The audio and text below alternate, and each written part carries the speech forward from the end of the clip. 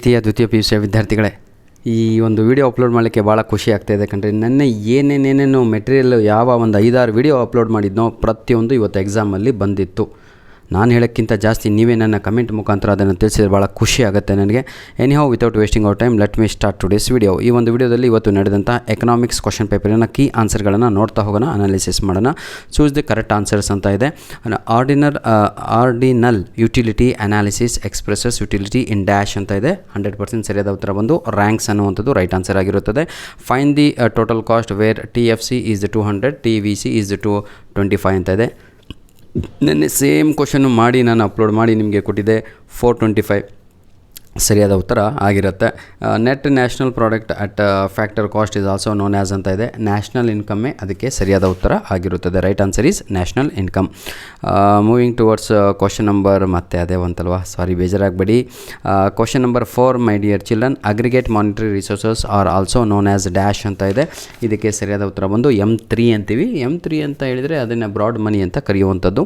Which of the following is an example for paper tax ಅಂತ ಇದೆ. ಭಾಳ ಜನ ಇನ್ಕಮ್ ಟ್ಯಾಕ್ಸ್ ಅಂತ ಬರೆದು ಬಂದಿದ್ದೀರಾ.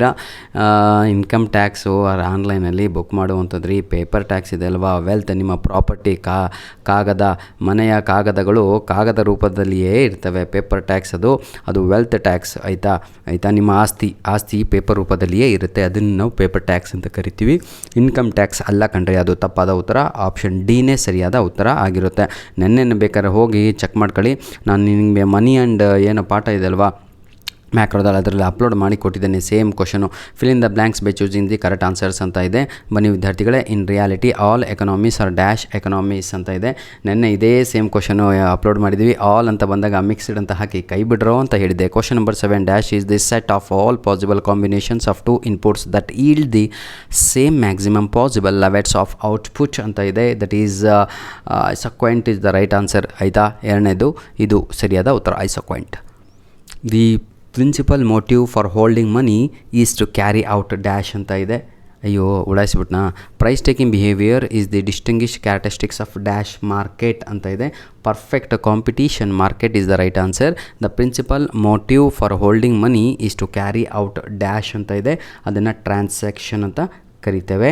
ಲಾಸ್ಟ್ ಒನ್ ಪ್ರೀತಿಯ ವಿದ್ಯಾರ್ಥಿಗಳೇ, dash is defined as addiction to the stock of physical capital ಅಂತ ಇದೆ. ಇದನ್ನು ಇನ್ವೆಸ್ಟ್ಮೆಂಟ್ ಅಂತ ಕರಿತೇವೆ. ಆನ್ಸರ್ ಅದಕ್ಕೆ ಇನ್ವೆಸ್ಟ್ಮೆಂಟ್ ಆಗಿರುತ್ತೆ. ನೋಡ್ರೋ, ನಿಮ್ಮ ಪ್ರೀತಿ ಅದೇನೋ ದೇವರ ಒಂದು ಕೃಪೆ, ನಾನೇನು ಮುಟ್ಟಿದ್ದು ಎಲ್ಲ ಎಕ್ಸಾಮಿಗೆ ಬಂತು.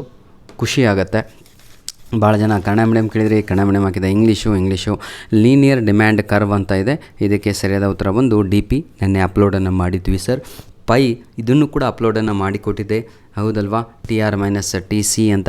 ಆದಮ್ ಸ್ಮಿತ್ ಇದನ್ನು ಆಪ್ರೇಷನ್ ಆಫ್ ಇನ್ವಿಸಿಬಲ್ ಹ್ಯಾಂಡ್ ಎಲ್ಲ ಕ್ವಶನ್ ಪೇಪರಲ್ಲೂ ಇದೆ ಕಂಡ್ರೋ ಅಂತ. ಇನ್ವೆಂಟರಿ ಅಂತ ಇದೆ.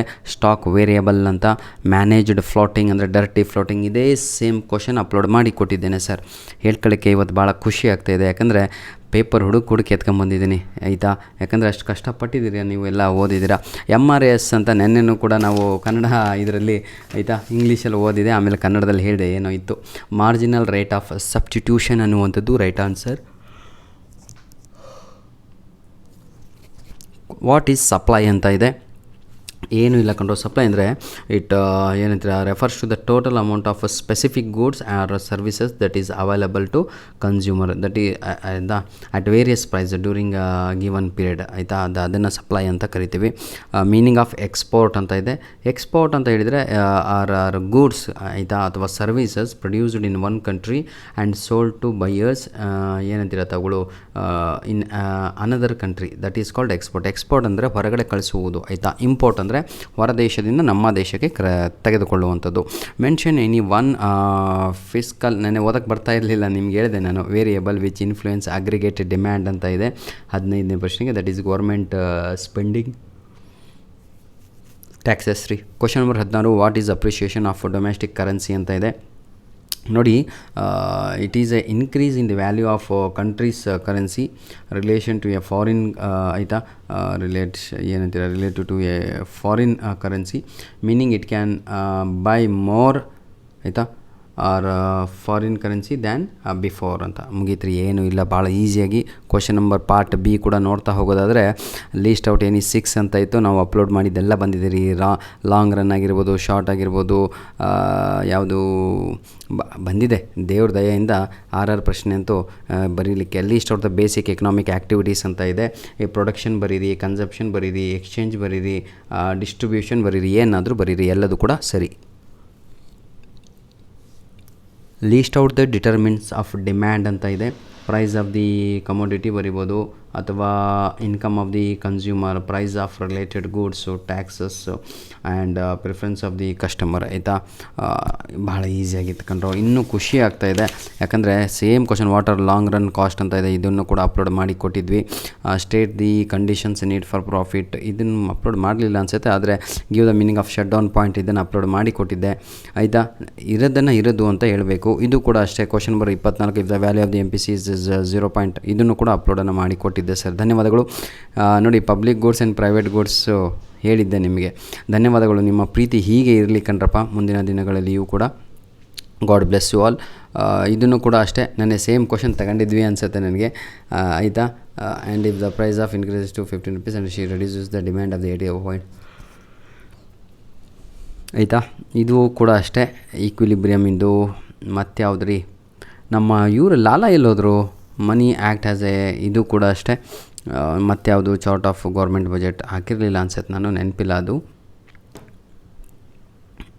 ನೋಡಿ, ಇಲ್ಲಿ ಬಂದ್ವಿ ಈಗ. 4 marks 3 marks ಕ್ವಶನ್ಸಲ್ಲಿ explain the law of diminishing margin utility, help the table and diagram ಅಂತ ಇದೆ.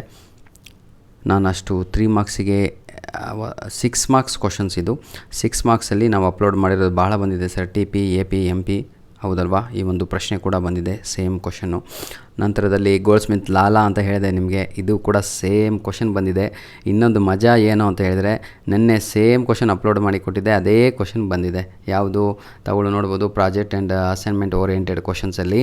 ಆಯಿತಾ, same questions.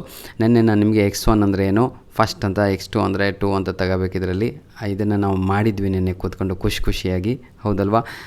Budget line upload download ಎಲ್ಲ ಮಾಡಿದ್ವಿ. ಇದು ಸೇಮ್ ಕ್ವಶನು. ಇನ್ನೊಂದು ಖುಷಿ ಏನು ಅಂದರೆ, ಈ ಪ್ರಶ್ನೆನೂ ಕೂಡ ನಾವು ಮಾಡಿದ್ವಿ. ಆಯಿತಾ, ಭಾಳ ಖುಷಿಯಾಗತ್ತೆ ನೋಡಿ. ಸೇಮ್ ಹಿಂಗೆ ಇದೆ, ಹೋಗಿ ನೋಡ್ಕೊ ಹೋಗ್ರಿ. ನಂಬರ್ ಅಷ್ಟೇ ಚೇಂಜ್ ಇದೆ ಸರ್. ಧನ್ಯವಾದಗಳು. All the best my dear children. God bless you all.